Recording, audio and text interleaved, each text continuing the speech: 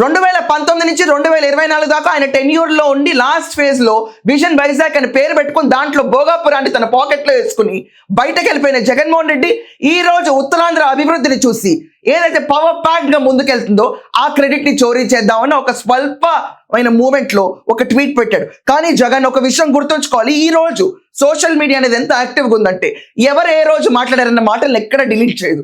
ప్రతి ఒక్కరి చేతిలో ఇన్ఫర్మేషన్ ఉంటుంది. They will know what you have spoken.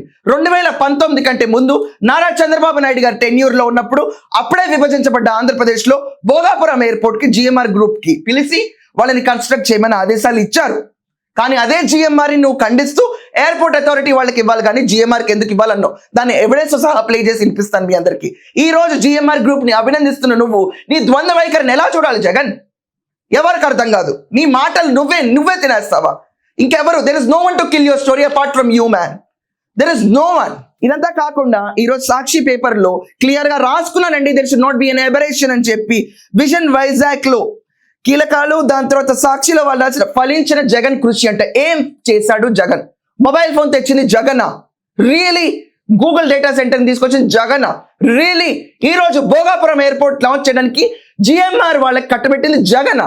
Really Bhogapuram airport ఎందుకు? నర్సమ్మ చెప్పింది ఎర్ర బస్సు కూడా రాదు ఇక్కడికి, ఇక్కడ ఎయిర్పోర్ట్ ఎందుకు అని చెప్పి నర్సమ్మని పెట్టుకుని నువ్వు మాట్లాడిన మాటలు మర్చిపోయావా జగన్?